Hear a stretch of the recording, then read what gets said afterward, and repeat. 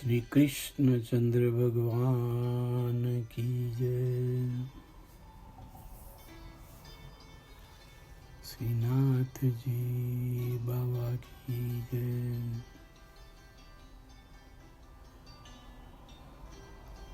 સુખદેવજીએ નૃગ રાજા શાપ મુક્ત કરાયા તે કથા કહી।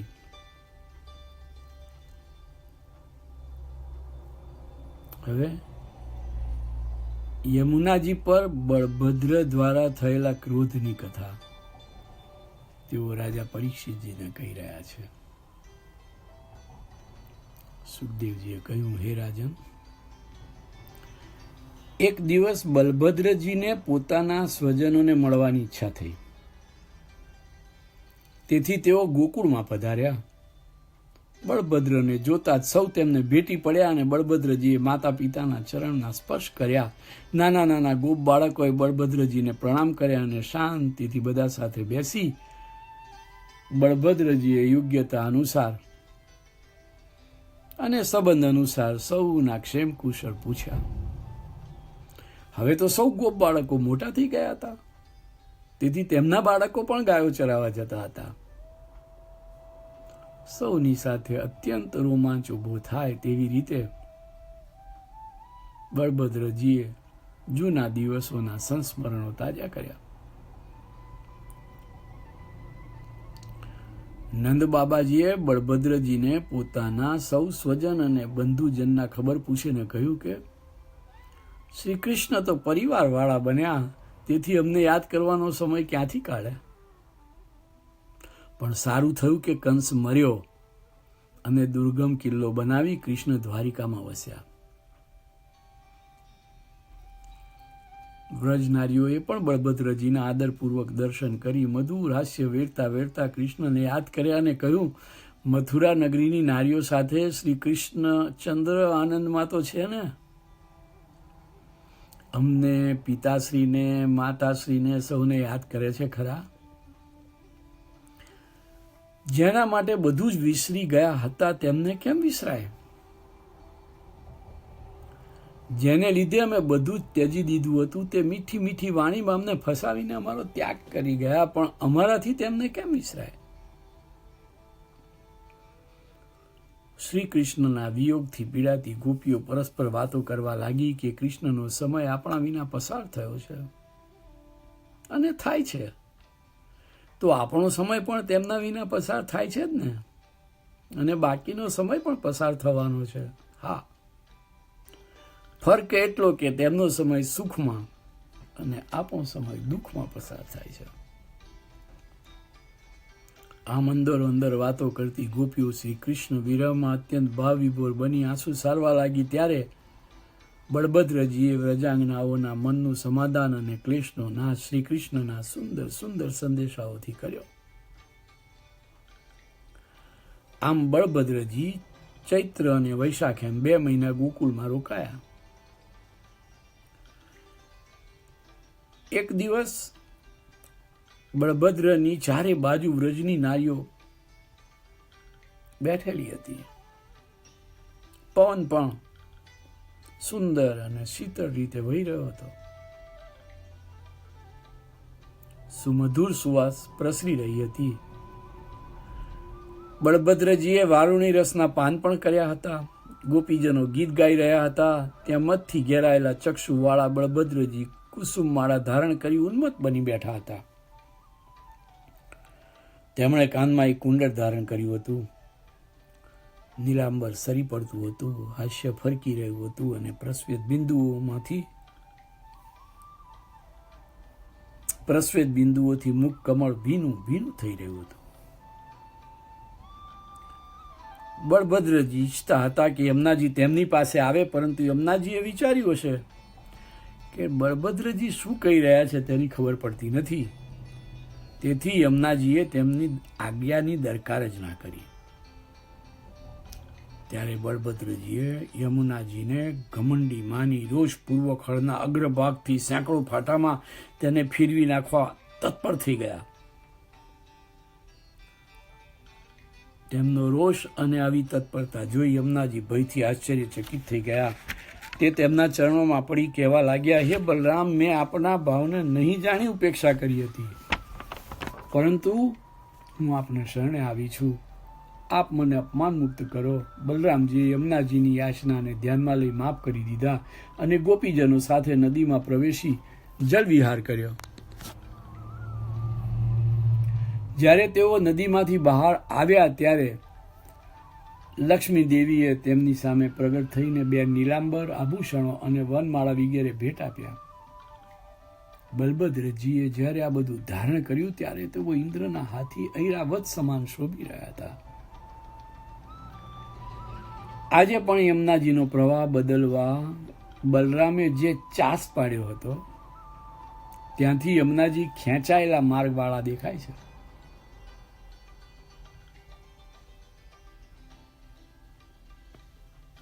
સુખદેવજી કહે, હે રાજા પરીક્ષિત, હવે હું આપને રાજા પૌંડ્રક કે જે કૃષ્ણ જેવો દેખાતો હતો તેના અને સુદક્ષિણના વધુની કથા કરીશ. હે રાજા પરીક્ષિતજી,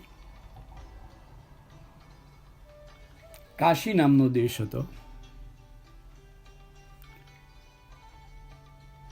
તે કરુષ તરીકે પણ ઓળખાતો. આ કાશીરાજનો રાજા પૌંડ્રક હતો. પૌંડ્રકના પિતા ધર્મપરાયણ હતા. તેમનું નામ વસુદેવ હતું. પૌંડ્રકે પુરાણોની કથામાં એવું સાંભળ્યું હતું કે વાસુદેવ ભગવાન વસુદેવને ત્યાં જન્મ ધારણ કરશે. તેથી તે તો એવું જ ધારી રહ્યો હતો કે તે પોતે જ ભગવાન છે. તે એમ જ કહેતો કે હું જ ભગવાન વાસુદેવ છું. એટલું જ નહીં, પરંતુ તેના મિત્રોએ તેને વાસુદેવ ભગવાન કહીને અત્યંત ઉત્સાહિત કરી બહેકાવી નાખ્યો હતો. અને સમય સાથે તેણે એવું માની લીધું હતું કે પોતે જ વાસુદેવ છે. તે જરાસંધનો મિત્ર હતો.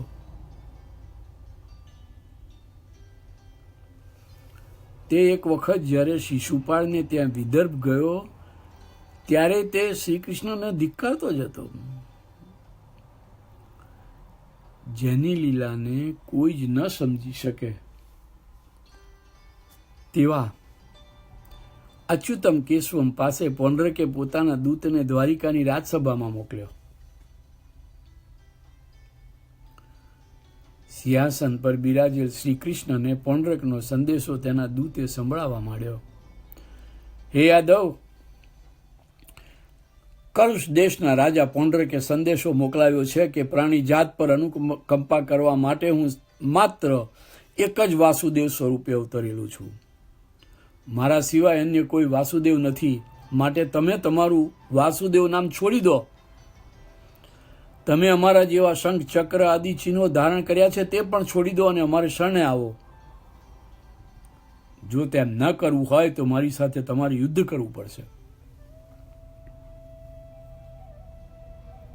યાદવોની સભામાં બેઠેલા શ્રી કૃષ્ણના પિતા વસુદેવ, પિતામાં ઉગ્રસેન અને તમામ સભાસદો પૌંડ્રકનો આવો સંદેશો સાંભળી જોરથી હસી પડ્યા.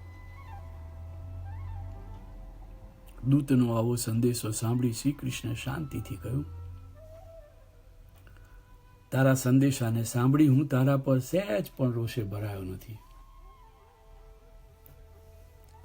હું તને કોઈ જ શિક્ષા કરીશ નહીં, પરંતુ તારા રાજાને મારો સંદેશો પહોંચાડજે.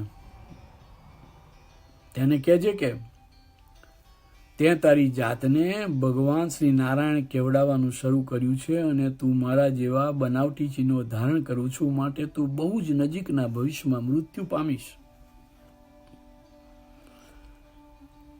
આમ તો તું કોઈને પણ મદદ કરવાની શક્તિ ધરાવતો નથી, અને મદદ કરવાની થશે ત્યારે તારા મૃત શરીર પર કાગડાઓ, કૂતરાઓ, ગીધો વગેરે આવીને તારા શરીરની મિજબાની માણશે.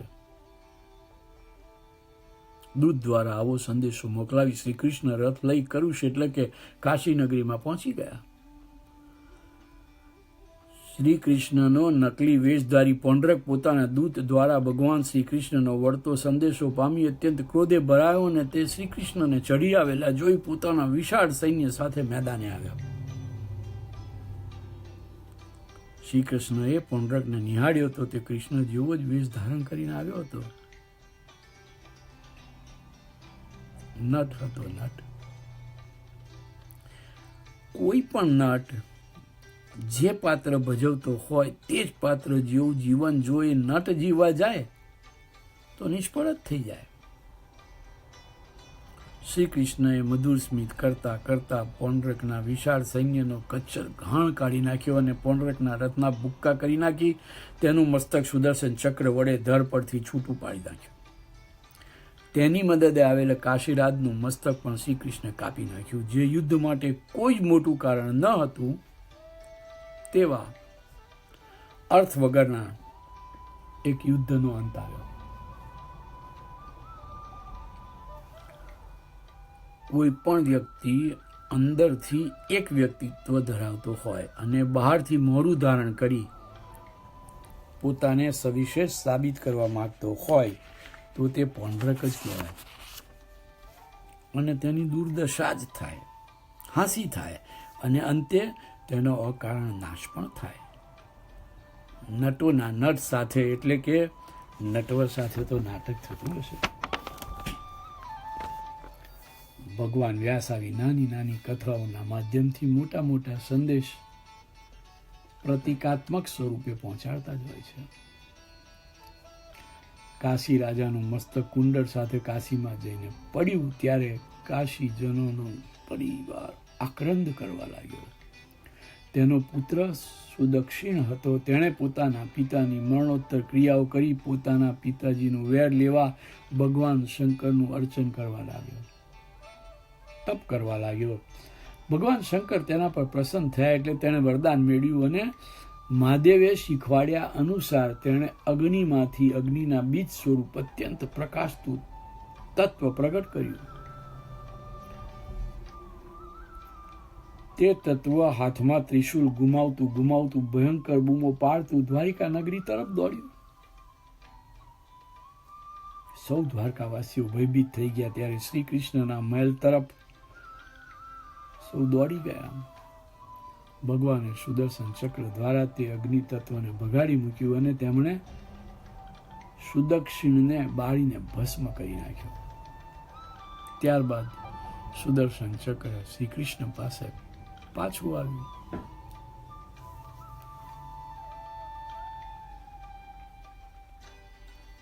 સુખદેવજી કહે, હે રાજા પરીક્ષિત, એક નવી કથા. એક વાનર હતો. તે વાનર રામાવતારમાં સુગ્રીવનો પ્રધાન હતો. તેનું નામ દ્વિવિધ હતું. તેનો સ્વભાવ રામાવતારમાં ભક્ત જેવો અને કૃષ્ણાવતારમાં અભક્ત જેવો હતો. તેથી જ તેનું નામ દ્વિવિધ હતું. વળી તે નરકાસુરનો મિત્ર હતો. શ્રી કૃષ્ણે નરકાસુરનો વધ કર્યો તેથી તે ગુસ્સે થયો અને બદલો લેવા માટે તેણે ગોકુળનો નાશ કરવાનું નક્કી કર્યું હતું. તે પર્વતોને ઉખાડીને મનુષ્યો પર ફેંકી મનુષ્યોને મારી નાખતો. તે શહેરો, ગામડાઓ, નેસડાઓ વગેરે બાળી નાખતો. મતલબ તે અત્યંત બળવાન હતો. તેનામાં 10,000 હાથીઓની શક્તિ હતી. તે સાગરમાં ભૂસકો મારતો અને બંને હાથથી જળ ઉછાળતો અને આજુબાજુનો પ્રદેશ પણ જળમાં ડૂબી જતો. તે આશ્રમોના વૃક્ષો અને વનસ્પતિઓને ઉજ્જળ કરી નાખતો. યજ્ઞ સામગ્રી, યજ્ઞ કુંડો વગેરેને મળમૂત્રથી અપવિત્ર કરી નાખતો તથા સ્ત્રી પુરુષોને ઉપાડી ગુફામાં ફેંકી દેતો.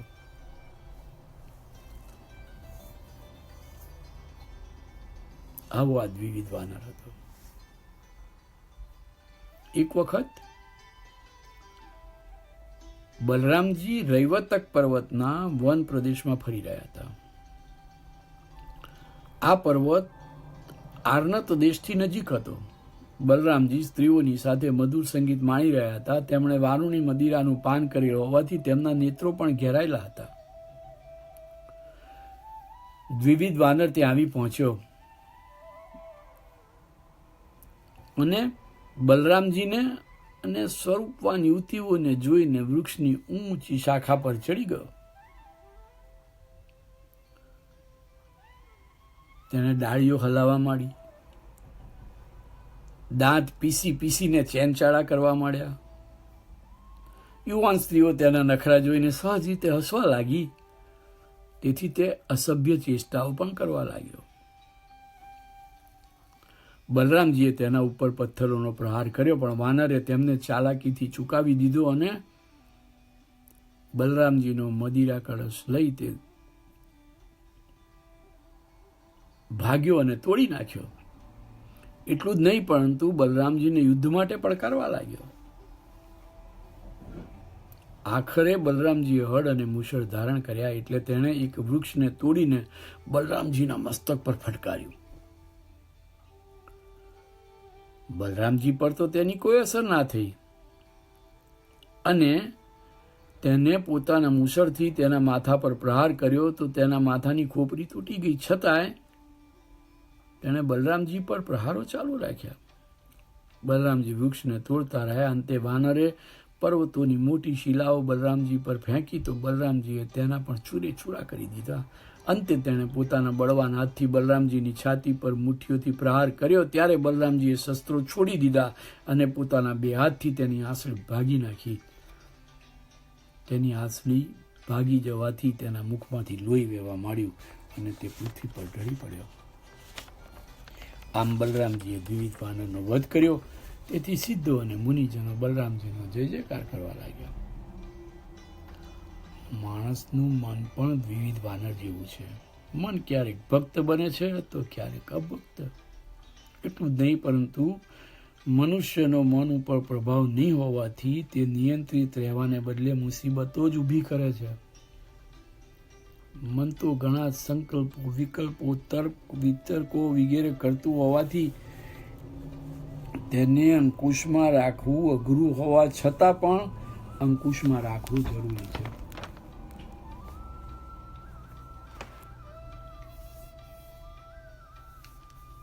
આ કથા પણ કરીને સુખદેવજી કહે, હે રાજા પરીક્ષિતજી, હું દુર્યોધનની પુત્રી સાથે શાંબના લગ્નની વાત કરીશ.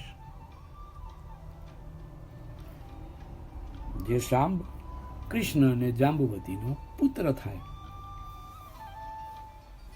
તેમણે કહ્યું, હે રાજન, દુર્યોધનની પુત્રીનું નામ લક્ષ્મણા. એક વખત હસ્તિનાપુરમાં આ દુર્યોધનની પુત્રી લક્ષ્મણાનો સ્વયંવર યોજાયો હતો.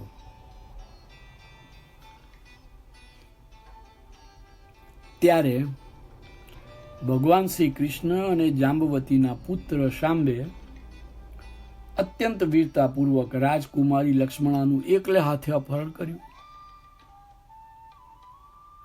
વડમાળા કોને પહેરાવી તેવા વિચારમાં રાજકુમારી હતી ત્યારે ભરી સભામાંથી શાંબ તેને લઈ ગયો. તેથી કૌરવો ગુસ્સે ભરાયા અને રીછની કન્યાથી જન્મેલ શાંબ આપણી કન્યા માટે લાયક છે અને બળાત્કારે તેનું અપહરણ કરી ગયો. બાંધી દો તેને, એમ સૌ બોલવા લાગ્યા. અને સમગ્ર કૌરવ સેના કર્ણ અને ભૂરિશ્રવાની આગેવાની હેઠળ તેને પકડીને કેદ કરવા યુદ્ધે ચડી. સંગ્રામવીર શાંબે એકલા હાથે પોતાનો સુરાતનનો પરચો બતાવી દીધો. ઘણો સમય યુદ્ધ ચાલ્યું. છેવટે શાંબ ઘેરાઈ ગયો અને સૌએ એકઠા મળી તેને પકડી લીધો. છ મહારથીઓ એકલા હાથે વીરતાથી ઝઝુમતા સાંબને પરાજિત કરી રાજકુમારી લક્ષ્મણા સાથે હસ્તિનાપુર લઈ ગયા.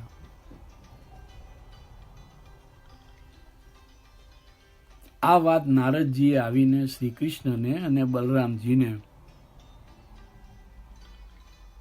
કરી. ત્યારે સૌ યાદવો કૌરવો સામે યુદ્ધ કરવા તૈયાર થઈ ગયા, પરંતુ બલરામજીએ યાદવો અને કૌરવો વચ્ચે યુદ્ધ ના જ થાય તેવા પ્રયત્નો કરવા કેટલાક વડીલો અને બ્રાહ્મણોને લઈને હસ્તિનાપુર જઈ નગરની હદે રથ ઊભો રાખ્યો. સંદેશાવાહક તરીકે બલરામે ઉદ્ધવજીને ધૃતરાષ્ટ્રની રાજ્યસભામાં મોકલ્યા. ઉદ્ધવજીએ રાજ્યસભામાં બિરાજેલ ધૃતરાષ્ટ્ર, પિતામહ ભીષ્મ, દ્રોણાચાર્ય, કૃપાચાર્ય, દુર્યોધન વગેરેનું સુંદર અભિવાદન કર્યું અને બલરામજી નગર બહાર ઉપવનમાં ઉતર્યા છે તેવો સંદેશો તેમને આપ્યો. બલરામજી એટલે આમ તો કૌરવોના હિત ઈચ્છુક. તેમને પધારેલા જાણી માનની અતિથિનો સત્કાર કરવા મૂલ્યવાન ભેટ સામગ્રીઓ લઈ સૌ કૌરવો ઉતારા સ્થળે પહોંચ્યા. બલરામજીનું યોગ્ય સ્વાગત અને સન્માન કર્યા પછી દ્વારકા અને હસ્તિનાપુરમાં વસતા એકબીજાના સ્વજનોના ખબર અંતર પૂછાયા. ત્યારબાદ બલરામજીએ કૌરવોને કહ્યું, રાજા ઉગ્રસેને આપને આજ્ઞા કરી છે કે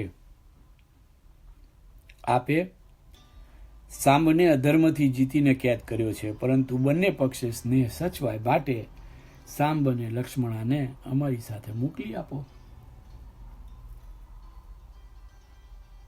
બલરામજીના ન્યાયસભર વચનો સાંભળી કૌરવોએ યાદવોને અશિષ્ટ વાણીથી અપમાનિત કરી નાખ્યા.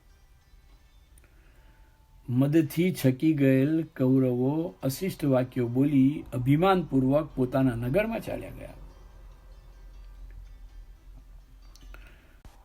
કૌરવોની આવી દુષ્ટતા જોઈ બલરામજીને આઘાત લાગ્યો અને આવાક બની ગયા. તેમણે વિચાર્યું, મેં યાદવોને નહીં લડવા સમજાવ્યું ત્યારે મેં જ ભૂલ કરી હોય તેમ લાગે છે. સત્તા અને સંપત્તિનો આ લોકોને એટલો મદ ચડી ગયો છે કે મારે તેમનો મદ ઉતારવો પડશે. તેઓ યાદવોની શક્તિને અંદાજી શકતા જ નથી એમ કહી તેમણે પોતાનું હળ ધારણ કરી અને તેની અણી દ્વારા પૃથ્વી પર પ્રહાર કરી હસ્તિનાપુરને ડૂબાડી દેવા માટે ખેંચવા લાગ્યા. ધરતી ધ્રુજી ઉઠી, પ્રજા કંપી ઉઠી, સૌ ભૂકંપની અનુભૂતિ જેવા આંચકા અનુભવવા લાગ્યા અને નગર હાલતું હોય તેવું લાગવા માંડ્યું.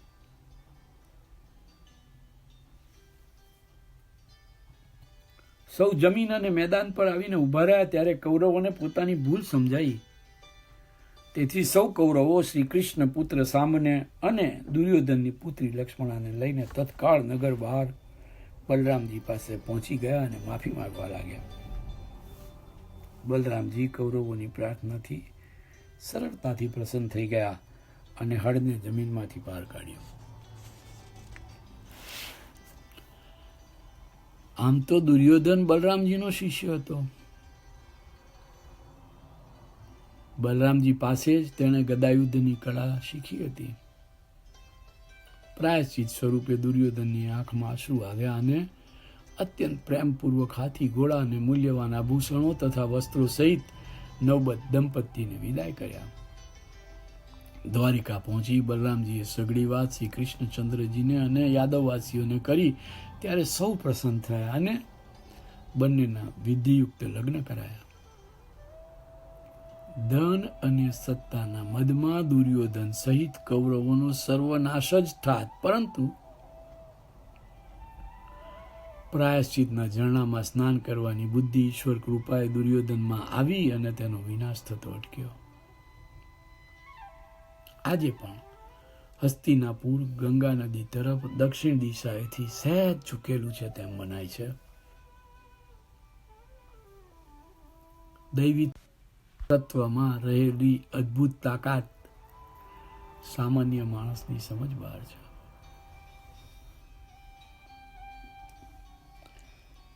કૃષ્ણમ વંદે જગદગુરુ, કૃષ્ણમ વંદે જગદગુરુ,